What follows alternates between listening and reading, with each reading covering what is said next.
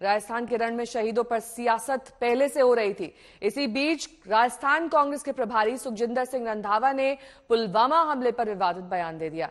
रंधावा ने बीजेपी पर सियासी फायदे के लिए पुलवामा हमला करवाने का गंभीर आरोप लगा दिया। अब बीजेपी कह रही है कि देश, सेना और शहीदों की शहादत का अपमान करना कांग्रेस की फितरत बन चुकी है।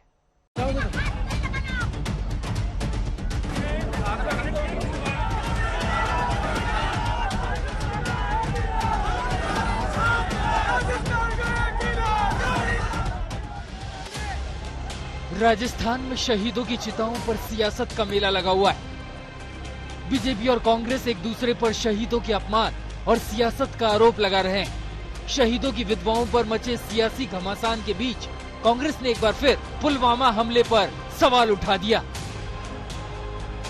राजस्थान कांग्रेस के प्रभारी सुखजिंदर सिंह रंधावा ने कह दिया कि पुलवामा हमले की जांच कराई जानी चाहिए। रंधावा ने सियासत चमकाने के लिए यहाँ तक कह दिया कि कहीं चुनाव जीतने के लिए तो सैनिकों को शहीद नहीं करवाया गया था। अब तो कभी पाकिस्तान से डरे नहीं, उनको डराते हैं। तो मोदी साहब कहते हैं कि हम घुसकर मारेंगे। अरे भाई, और पुलवामा कैसे हो गया उसकी इंक्वायरी कराओ। आज तक जवानों का पता नहीं चला कैसे शहीद हो गए।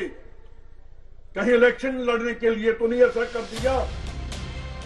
पहले से हमलावर बीजेपी को रंधावा ने बैठे बिठाए एक और मुद्दा दे दिया।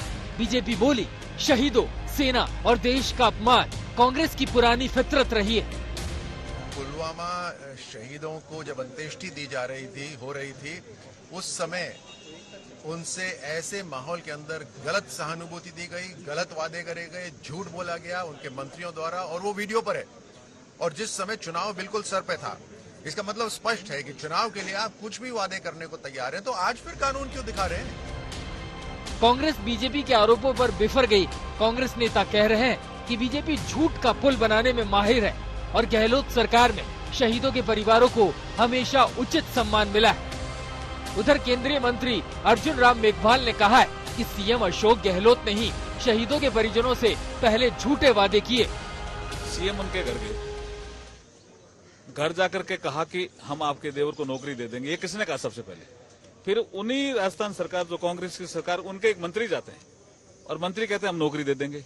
तो राजनीति कौन कर रहा है? राजनीति इसमें श्री अशोक गहलोत कर रहे हैं, हम नहीं कर रहे हैं। उधर राजस्थान में सियासी समर से पहले संभावनाएं तलाशने पहुंचे आम आदमी पार्टी सुप्रीमो अरविंद केजरीवाल और पंजाब के सीएम भगवंत मान ने भी शहीदों की विधवाओं पर हो रही सियासत और पुलवामा पर हो रही पॉलिटिक्स में तड़का लगाया।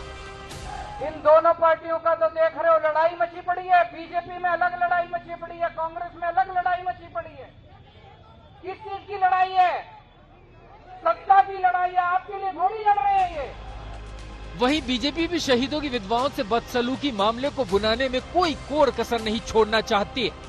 लेकिन हैरानी की बात है कि अब सचिन पायलट अपनी ही सरकार के रवैये को सवालों के घेरे में खड़ा कर रहे हैं।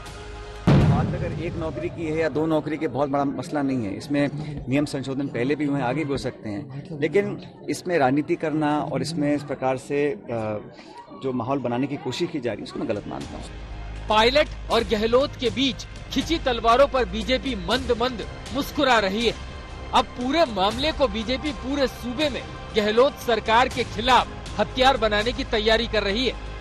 दरअसल राजस्थान में इसी साल चुनाव होने हैं। ऐसे में इस बार पुलवामा और शहीदों के मुद्दों की गूंज सियासी गलियारों में लगातार सुनाई दे सकती है। शरद कुमार के साथ देवांकुर, जयपुर, आज तक।